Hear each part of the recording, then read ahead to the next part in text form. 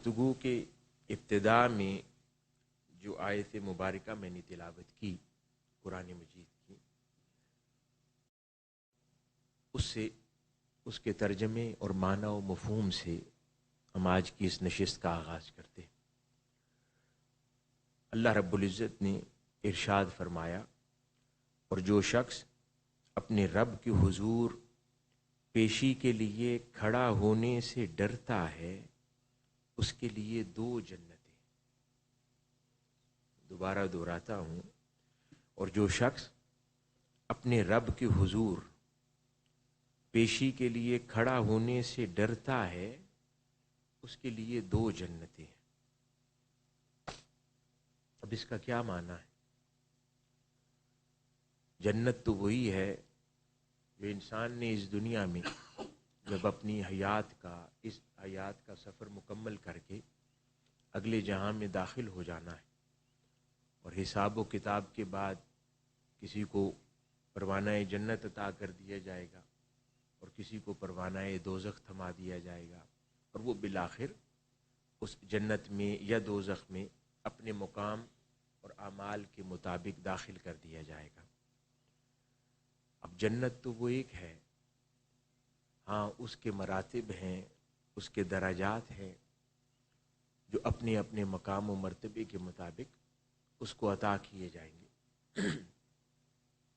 کوئی اعلی علیین کی جنت میں ہوگا، کسی کو جنت الفردوس عطا کی جائے گی، کسی کو دیگر مقام و مرتبے کے مطابق جنت کے اونچے مقامات عطا کر دیے جائیں گے۔ تو اس بات سے کیا مراد لی جا سکتی ہے کہ جو شخص اللہ سے اس کے حضور کھڑا ہونے سے ڈرتا ہے، یعنی متقی ہے، تقوی اختیار کرنے والا ہے، تو اس کے لیے دو جنتیں ہیں۔ اب مفسرین نے، علماء نے اس کے کئی معنی و مطالب بیان کیے ہیں، لیکن اس میں سے میرا دھیان اور گمان جس معنی و مطالب کی طرف میں سے جس مطلب کی طرف جاتا ہے وہ اس کا تذکرہ کرنا چاہتا ہوں۔ قرآن مجید کی ایک اور آیت مبارکہ ہے معروف، اور یہ بات کئی اور مقامات پر قرآن مجید میں اللہ رب العزت نے ارشاد فرمائی۔ اس میں سے ایک یہ آیت مبارکہ بھی ہے کہ جب اللہ رب العزت ارشاد فرماتے ہیں، اعوذ باللہ من الشیطان الرجیم، الا ان اولیاء اللہ لا خوف علیہم ولا هم یحزنون، کہ جو اولیاء اللہ ہیں یہ بھی متقین کے امام ہو جاتے ہیں، یعنی تقوی اختیار کرنے والوں اور تقوی کے راستے پر چلنے والوں کے جو امام ہو جاتے ہیں وہ اہل اللہ ہیں۔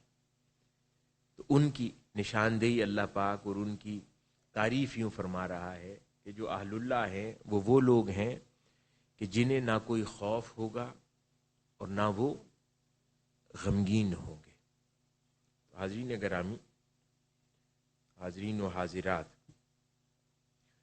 اب ہم نے دو الگ مقامات کی تلاوت کی قرآن مجید سے۔ ایک مقام میں ارشاد فرمایا کہ جو متقی ہیں، اللہ سے ڈرتے ہیں، خشیت رکھنے والے ہیں، اس کے حضور کھڑے ہونے سے ڈرتے ہیں، ان کے لیے دو جنتیں ہیں۔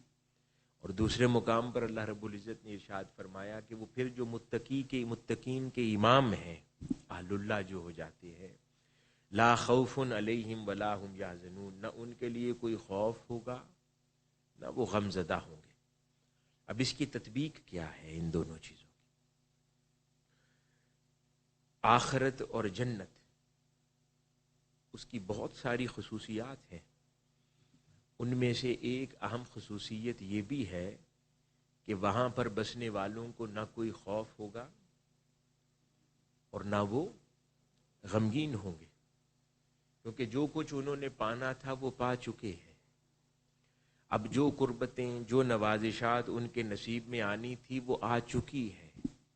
اب ان کے لیے کوئی دوزخ کا خوف نہیں ہے، کسی عذاب کا خوف نہیں ہے، کسی بھوک کا خوف نہیں ہے، کسی موت کا خوف نہیں ہے، کسی آزمائش کا خوف نہیں ہے، اور نہ وہ غمگین ہے۔ جس شے کا خوف نہیں ہے اس چیز کے رونما ہو جانے کے بعد غم بھی نہیں ہوتا۔ تو اس لیے جنت جہاں پر بہت سارے امور انجام دیتی ہے، وہاں پر انسان کو یا اپنے اندر داخل ہو جانے والے کو خوف اور غم سے بھی رہائی عطا کرتی ہے۔ تو میرا دوسرا مقام جہاں اللہ رب العزت فرما رہا ہے جو متقین ہیں، مجھ سے ڈرنے والے ہیں، ان کے لیے 2 جنتیں ہیں۔ تو میرا دھیان اس معنی کی طرف جاتا ہے کہ وہ جنت جس کی تعریف یہ ہے کہ انسان کو وہ ہر خوف اور غم سے آزاد کر دیتی ہے، تو اللہ رب العزت نے فرمایا کہ میں ڈرنے والوں کو، اپنا تقوی اختیار کرنے والوں کو، میرے حضور کھڑے ہونے سے خوف رکھنے والوں کو 2 جنتیں، یعنی جنت کی سی کیفیات 2 مرتبہ عطا کروں گا۔ جنت کی سی کیفیات 2 مرتبہ عطا کر دوں گا۔ ایک تب جب وہ اس دنیا سے اپنے نامہ اعمال سمیٹ کر آخرت کے اندر داخل ہوں گے، اور پھر محشر سے گزر کر وہ جنت میں داخل کر دیے جائیں گے۔ ایک تو وہ جنت ہوگی جو میں انہیں عطا کروں گا، اور ایک اس سے پہلے جنت کی سی خصوصیات انہیں اس دنیا میں بھی عطا کر دوں گا، یعنی انہیں 2 جنتیں دوں گا۔ ایک جنت کا مزہ وہ اسی دنیا میں چکھ لیں گے، اور ایک جنت کا مزہ محشر کے بعد آخرت میں چکھیں گے، اور اس میں بہت سارے انعامات ہیں۔ اس میں سے ایک خاص نعمت جس کا ہم ذکر کر رہے ہیں، لا خوف علیہم ولا هم یحزنون، کہ وہاں پر ایک بار تو ان کو ہر خوف اور غم سے آزاد اس جنت میں کرے گا، اور جو صحیح معنوں میں اللہ رب العزت کے متقی ہو جاتے ہیں اور متقین میں جن کا شمار ہو جاتا ہے اور اللہ رب العزت کی خشیت رکھنے والے ہو جاتے ہیں، اس کے بندوں میں جن کا شمار ہو جاتا ہے، اللہ پاک اس دنیا میں بھی ان کو ہر خوف اور غم سے آزاد فرما دیتا ہے۔ تو یوں سمجھیں کہ خوف اور غم سے آزادی اس دنیا کی خصوصیات میں سے نہیں ہے۔ خوف اور غم سے حتمی آزادی یہ آخرت اور جنت کی خصوصیات میں سے ہے، جو اللہ رب العزت ذائقے کے طور پر اس دنیا میں اپنے متقی لوگوں کو وہ چکھاتا ہے، کہ جب انہیں اس دنیا میں رہتے ہوئے اسی حیات میں ہی خوف اور غم سے آزادی عطا کر دیتا ہے۔ اور خوف اور غم سے آزادی کیا ہے؟ میں اپنی بہنوں سے جو یہاں پر بیٹھی ہیں، طالبات ہیں، آپ سے مخاطب ہوں، اس خوف اور غم سے آزادی کیا ہے؟ ذرا غور کریں، ہم روز مرہ کی زندگی میں ہمیں کس طرح کے خوف لاحق ہوتے ہیں، اور ہم کن کن باتوں پہ غمگین رہتے ہیں، ذرا ان پر غور کریں میرے ساتھ۔ ہمیں کن چیزوں سے خوف ہوتا ہے؟ دنیاوی آسائش، آرام، مال، اسباب کا خوف ہوتا ہے کہ فلاں چیز میرے ہاتھ سے چھوٹ نہ جائے، فلاں چیز مجھ سے چلی نہ جائے، مجھ سے رخصت نہ ہو جائے۔ پھر دنیا کے رشتوں کا خوف ہوتا ہے کہ یہ میں اس رشتے سے محبت کرتا ہوں، یہ میرے والدین ہیں، یہ میرے بھائی بہن ہیں، یہ میرے اعزاء اقارب ہیں، یہ میرے قریبی رشتے ہیں، کہیں یہ مجھ سے چلے نہ جائیں، دور نہ ہو جائیں۔ پھر انسان کو کبھی منصب اور متاع کا خوف ہوتا ہے کہ یہ جو مجھے منصب ہے، میرا عہدہ ہے، جو عزت ہے، نام ہے، شہرت ہے، یہ مجھ سے کہیں نہ چلی جائے، اس کے خوف میں انسان لاحق رہتا ہے۔ کبھی انسان کو اپنے امیج کا خوف ہوتا ہے، جو ایک جھوٹا وقار اس نے ارد گرد بنا رکھا ہے، اس کے خوف میں مبتلا رہتا ہے کہ کبھی یہ مجھ سے نہ چلا جائے۔ کبھی انسان کو خوف ہوتا ہے کہ جو اس نے برے خیالات، گناہ، برے وساوس، برے ارادے اپنے دل کے پردوں میں چھپا رکھے، کہیں وہ لوگوں پر ظاہر نہ ہو جائے، اس کے خوف میں مبتلا رہتا ہے، اور وہ اس کو ڈپریس کرتا رہتا ہے۔ کیوں؟ کیونکہ وہ چیزیں اس کے اندر ہیں اور لوگوں کی نظروں سے اوجھل ہیں، تو وہ اس خوف میں رہتا ہے کہ کہیں یہ میرا برا عمل لوگوں کی نگاہ میں نہ آ جائے، یہ میری بری بات، میرا برا خیال، میرا برا ارادہ، میری یہ سازش، یہ میرا گناہ کا عمل لوگوں کی نگاہ میں نہ آ جائے، اور میں نے جو ایک فریب پر مبنی ایک امیج بنا رکھا ہے یہ کہیں ٹوٹ نہ جائے، اس کے خوف میں مبتلا رہتا ہے۔ اور پھر خوف اور غم کا باہمی تعلق یہ ہے کہ غم انسان ہر اس شے کا کرتا ہے جس شے کا پہلے خوف رکھتا ہے. ہر اس شے سے غمگین ہو جاتا ہے نا کہ جس کا پہلے دل میں خوف ہوتا ہے. پھر جب وہ کام ہو جاتا ہے تو انسان غمگین ہو جاتا ہے, پھر غم میں رہتا ہے. تو جب آپ پہلے مرحلے پر ہی خوف کو جڑ سے اکھاڑ دیں, نکال دیں, تو پھر بعد میں کوئی شے اگر رونما ہو بھی جائے تو وہ شے اسے غمگین نہیں کرتی. تو یہ جو بزرگان دین اور صوفیاء ہیں, انہوں نے جو راستہ اختیار کیا وہ اس خوف اور غم سے نجات کا راستہ تھا. اس کا یہ مطلب نہیں ہے کہ جو اللہ اور اس کے رسول صلی اللہ علیہ وآلہ وسلم کے بتائے ہوئے راستے پر چل پڑتا ہے اس کو دنیا میں تکلیفیں نہیں آتی ہوتی, اس کے پیارے دنیا سے رخصت نہیں ہوتے, اس کو مالی نقصان نہیں ہوتا, اس کو دنیا میں اس کی دشمنی اور اس سے حسد کرنے والے لوگ نہیں ہوتے, اس کی تکالیف نہیں ہوتی. ایسا نہیں ہے, وہ سب کچھ رونما ہوتا ہے. اس کے لیے یہ سب پریشانیاں لاحق ہوتی ہیں, ہر چیز اس کو پہنچتی ہے, لیکن خوف اور غم وہ رکھنا چھوڑ دیتا ہے اور اللہ کی ذات پر توکل کرتا ہے, اور اللہ رب العزت اسے جس حال میں رکھے اس پہ راضی رہنا سیکھ جاتا ہے. وہ اس طرف ہر اگلے دن کوشش کرتا ہے اور ارادہ کرتا ہے اور اپنا سفر اس سے جاری رکھتا ہے تا وقت کہ اللہ رب العزت اسے تقویٰ کی دولت عطا کر دے. اور تقویٰ کی دولت مل جانے کا مطلب ہے کہ اللہ رب العزت اسے 2 جنتیں دے دیتا ہے, ایک وہ آخرت کی جنت اور ایک اس دنیا میں بھی اس کو ویسی کیفیات سے نواز دیتا ہے. تو یہ جو ہم اصلاح احوال کی جتنی کوششیں کرتے ہیں تو اس کا الٹیمیٹ آبجیکٹو جو ہر ایک کی نگاہ میں ہونا چاہیے اور پیمانہ, کوئی انسان اپنے سفر کو ناپتا جائے, خود کے کتنا سفر طے ہوا ہے, وہ اپنی روز مرہ کی زندگی, اپنی کیفیات, احساسات, وساوس, ارادے اور خیالات کو ناپتا چلا جائے کہ وہ آج سے 10 سال پہلے کیسے تھے, آج سے 5 سال پہلے کیسے تھے, آج کیسے ہیں, کل کیسے ہیں. تو ان کیفیات سے وہ اپنے خیالات کو ناپتا چلا جائے, اسے خود بخود اندازہ ہو جائے گا کہ اس کے لیے اصلاح احوال ہوئی ہے یا نہیں ہوئی ہے. کیونکہ ہم لوگ اکثر ان امور پر غور نہیں کرتے, اس کی طرف دھیان نہیں دیتے, ان باتوں کو سوچتے نہیں ہیں اور رسمن چیزوں کی انجام دہی کرتے ہیں. یہاں تک کہ کبھی اعتکاف بھی اگر بیٹھیں گے تو ان تسبیحات کو, ان عبادات کو, نفلی امور کو جو ہمیں پرسکرائب کیے گئے, جو بتائے گئے, بس ان کی انجام دہی ہم رسمن کرتے ہیں. اپنے خیالات, اپنے جذبات اور احساسات کو کاملاً ان ایکٹیویٹیز کے ساتھ وابستہ نہیں کرتے. نتیجتاً وہ پھر سفر طے نہیں ہوتا, وہ راہ نہیں نکلتی, آگے منزل کی طرف انسان اپنا سفر طے نہیں کر پاتا. اس لیے ضروری امر یہ ہے کہ جو باتیں اپنے سفر کو ناپتے چلے جائیں, اور منزل یہ ہے کہ ان دنیا کے امور میں سے کسی شے کا دل میں خوف نہ بچے کہ جو آپ کو غمگین کر سکے. ہر چیز پر اللہ اور اس کے رسول صلی اللہ علیہ وآلہ وسلم کا دھیان, ان بارگاہوں کا خیال اور ان کی محبت ہی غالب آ جائے.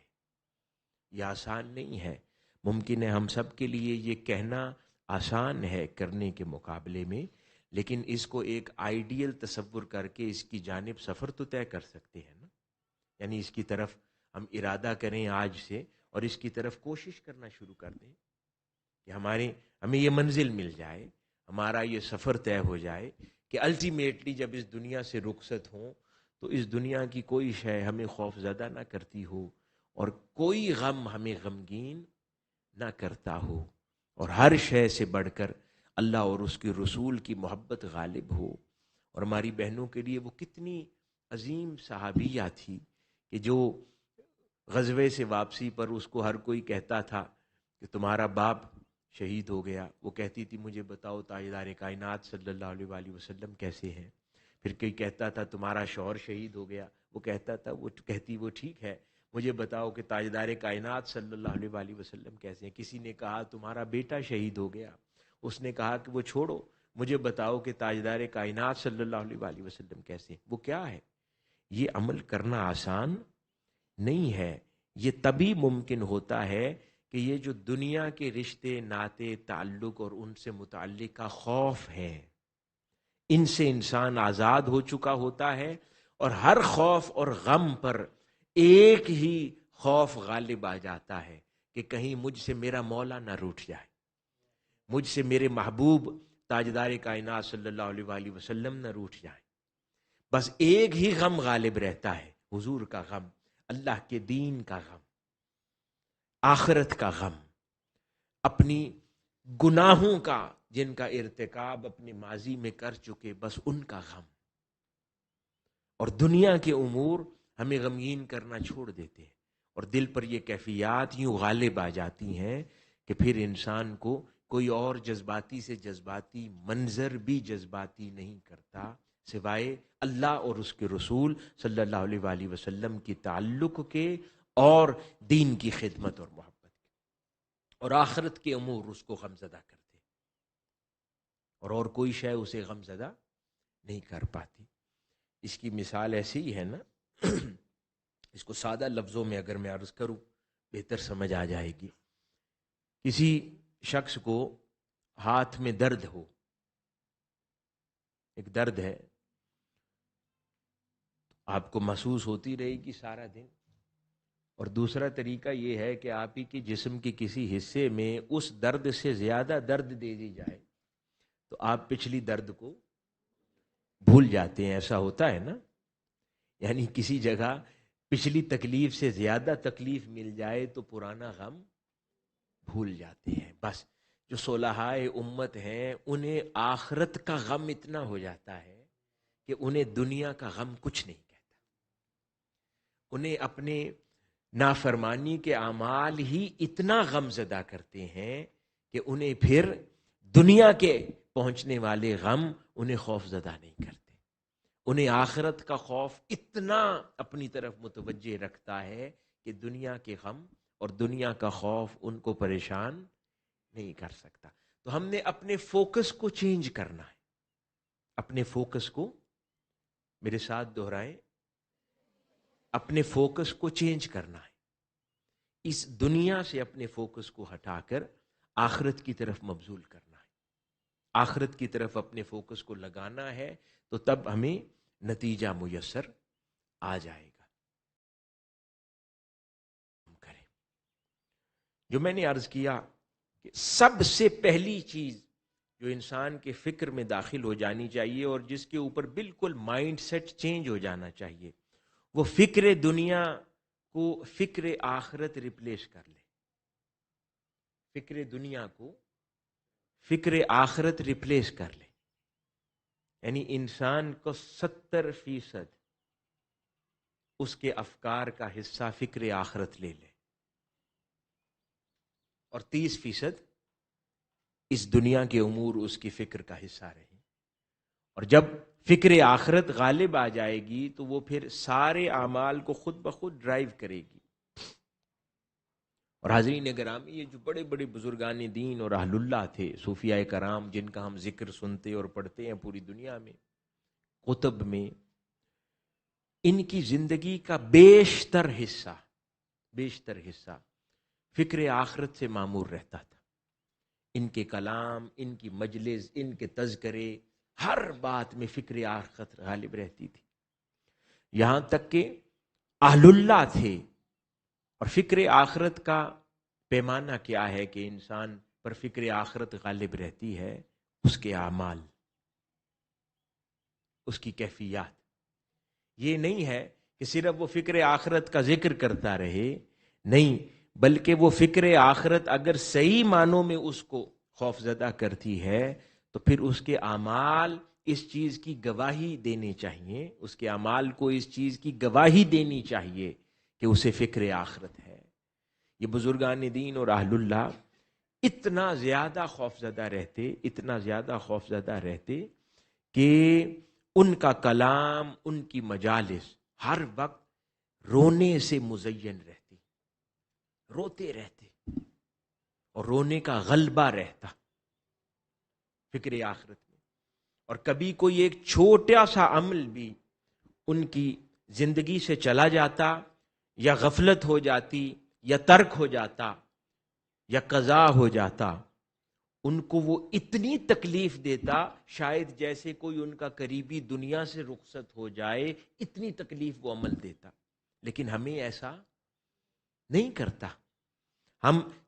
ہمارے سارے دکھ دنیا سے متعلقہ ہیں، دنیا کے رشتوں سے متعلق ہیں. کیوں نہیں ہے؟ ہمارے سارے غم دنیا سے متعلق ہیں. ہم کتنی بار فکر آخرت میں روتے ہیں، ہم کتنی بار اللہ کی محبت میں روتے ہیں، ہم کتنی بار آقا علیہ الصلوۃ والسلام کی محبت میں روتے ہیں؟ نہیں روتے. ہمارا ہر رونا دنیا کی کسی نہ کسی تکلیف میں ہے. فلاں شخص نے مجھے بے عزت کر دیا، فلاں نے مجھے عزت نہ دی، فلاں نے مجھے کریڈٹ نہ دیا، فلاں نے میرے کام کی توقیر نہ کی، اس پہ غم ہے. فلاں نے میرے ساتھ اونچی بات کر دی، فلاں نے مجھے بے عزت کر دیا. یعنی یہ غم ہے ہمارے. کبھی کوئی دنیاوی تکلیفیں ہیں، لا محالہ انسان ہے، انسان کو غم زدہ کرتی ہیں، وہ نیچرل پروسیس ہے. لیکن کبھی انسان چلو 10% دنیا کے لیے روتا ہے، 20% روتا ہے. یہ تو نہیں ہے کہ 100% صرف دنیا کے لیے روئے، یا 95-97% دنیا کے لیے روئے اور کبھی کبھار محافل میں 3% کا رو لے اللہ اور اس کے رسول صلی اللہ علیہ وآلہ وسلم کی خاطر. نہیں، بیشتر حصہ جس دن آپ کے رونے کا اللہ اور اس کے رسول صلی اللہ علیہ وآلہ وسلم کی خاطر ہو جائے گا، اس دن سمجھیں ہاں اب میں نے اصلاح احوال کے سفر پر چلنا شروع کیا ہے. اس کے سوا صرف رسمیں ہیں، ہم وہ کرتے رہیں گے، ہم ساری زندگی کرتے رہیں گے، 1 انچ سفر طے نہیں ہوگا، وہیں کھڑے رہیں گے. لیکن اگر اس جانب بڑھنا ہے تو پھر ناپ تول کیا کریں، دیکھا کریں کہ میرے افکار کا پورے دن میں میرا جو فکر ہے پرسنٹیج دیکھیں، ڈائری لکھ لیں رات کو، دیکھیں کہ میرے زیادہ افکار کیا رہے ہیں، کس سمت رہے ہیں، میری سوچوں کا محور اور مرکز کیا رہا ہے، محور. اس پر فوکس کریں. جتنے بھی اعمال جن کی انسان انجام دہی کرتا ہے ان کا فوکس، کیونکہ انسان جب جوان ہوتا ہے اس کے پریفرنسز اور ہوتے ہیں. میں نہیں کہتا کہ پہلے دن سے انسان ویسے ہو جائے. اللہ پاک نے کسی کو اس حال میں پیدا کیا ہے، وہ خوش نصیب ہے اگر ہے ایسا کوئی. اگر کسی کو اس حال میں پیدا نہیں کیا تو ہر عمر کی بریکٹ کی کیفیات جدا جدا ہوتی ہیں، which is understandable. انسان اپنی ٹین ایج میں ہوتا ہے تو اس کے جذبات اور کیفیات اور ہوتی ہیں، 20s میں ہوتا ہے تو اور ہوتی ہیں، 30s میں اور ہوں گی، 40s میں اور ہوں گی. آپ سب پر ایک قانون کا اطلاق یکسر نہیں کر سکتے کہ 40 والا کہے کہ میں آج ایسا سوچتا ہوں تو یہ ٹین ایج بھی آج ایسا سوچے. وہ نہیں ہو سکتا، نیچرل نہیں ہے. لیکن جس چیز کی طرف ہمیں فوکس رکھنا ہے کہ سفر جب انسان راہ راست کی اگر سمجھ آ جائے تو جب سفر انسان طے کرتا ہے تو کوشش یہ ہونی چاہیے کہ جتنے وہ اعمال انجام دیتا ہے ہر اگلے سال اس کے انجام کردہ اعمال کی پرسنٹیج شفٹ ہونی چاہیے. یعنی اب آخرت کے لیے کتنے اعمال کرتا ہے اور دنیا کے لیے کتنے اعمال کرتا ہے، وہ ریشو چینج ہونی چاہیے. اگر اس کی ریشو چینج نہیں ہوتی تو پرابلم ہے. اگر وہ کہتا ہے کہ میں جب ٹین ایج میں تھا تو 70% دنیا کے لیے کرتا تھا، 30% دین کے کرتا تھا، پھر میں 20s میں آیا اب 40% دنیا آخرت کے لیے کرتا ہوں، 60% دنیا کے لیے، پھر اور سمجھ آئی تو 30s میں، تو گریجولی بائی دا ٹائم اس کو کم از کم 40 سے پہلے یہ ایسا ضرور ہو جانا چاہیے کہ اس کی اب جو میجورٹی ہے اس کے اعمال کی وہ تبدیل ہو کر آخرت والی ہو جائے. کیونکہ نہ جانے اس کے بعد اسے موقع ملے یا نہ ملے. جیسے جیسے عمر بڑھتی جائے گی آخرت انسان اپنی موت کی طرف سفر طے کر رہا ہے نا, اسے پتہ نہیں ہے کب وہ دنیا سے چلا جائے گا. تو کوشش کرنی ہے کہ اب یہ دنیا کے جھنجٹوں سے, دنیا کے ارادوں سے, دنیا کی باتوں سے, بے جا حرکتوں سے انسان اب اپنا ناطہ چھڑاتا چلا جائے اور آخرت کے اعمال میں اپنے آپ کو مصروف کرتا چلا جائے. حضرت فضیل بن عیاض, حضرت بشر الحافی, حضرت معروف القرخی, یہ بڑے بڑے نام, ان سب کے بارے میں معروف ہے کہ بہت سارے اور اعمال میں سے ایک خاص شناخت ان کی یہ بھی تھی کہ کثرت سے روتے تھے, ہر بات پر روتے. حضرت عمر بن عبدالعزیز رضی اللہ تعالی عنہ, ان کے بارے میں معروف ہے کہ دن میں وہ ریاست کے امور کی انجام دہی میں مصروف رہتے اور رات بھر روتے رہتے, جا بجا روتے اور رونے کی کیفیات سے مزین رہتے, اور اتنا کئی بار روتے فکر آخرت میں, اور کبھی اپنے پرانی کسی نافرمانی کے عمل کو یاد کر کے. ہر انسان ہے نا, ایسا تو نہیں ہو سکتا کہ پوری زندگی کوئی اگر مادرزاد ولی بھی پیدا ہوا ہو تو اس کو اپنے مقام و مرتبے کے مطابق کوئی بات اس کو خیال آ جاتا ہے کہ میں نے اللہ رب العزت کے حضور میرے مقام و مرتبے کے مطابق ہلکا کام کیا تھا, وہ اس کیفیت سے روتا ہے. کبھی اللہ کی محبت میں روتا ہے, کبھی آقا علیہ الصلوۃ والسلام کی محبت میں روتا ہے, کبھی محشر کے خوف سے روتا ہے کہ میں اس کے حضور حاضر ہوں گا. یہی وہ بات ہے جس کی طرف قرآن مجید میں ارشاد ہوا کہ جو شخص آخرت کے دن میرے حضور کھڑا ہونے سے خوف رکھتا ہے, اور خوف رکھنے سے یہ لفظ مراد نہیں ہے, یعنی دنیا میں جیتے جی روتا پھرتا ہے کہ نہ جانے وہ دن کب آنے والا ہے کہ مجھے میرے مولا کے حضور کھڑا ہونا پڑے گا, اور پھر مجھ سے کیسے سوال ہوں گے, اور پھر میرا نامہ اعمال کھلے گا, میری نافرمانیاں کھلیں گی, میرے برے خیالات دنیا سے تو اوجل رہے لیکن میرے مولا کے سامنے کھل جائیں گے. اس دن میں ننگا ہو جاؤں گا, اس دن میری فکر ننگی ہو جائے گی, میرے تصورات و خیالات عیاں ہو جائیں گے, اور نہ جانے دیکھنے والا کیا کہے گا, اور میرے لیے اللہ رب العزت کون سا کس سمت کا پروانہ جاری فرما دے. اس خیال کے ساتھ وہ لوگ خوف زدہ رہتے تھے, اس لیے فرمایا وہی لوگ ہیں جن کے لیے 2 جنتیں ہیں.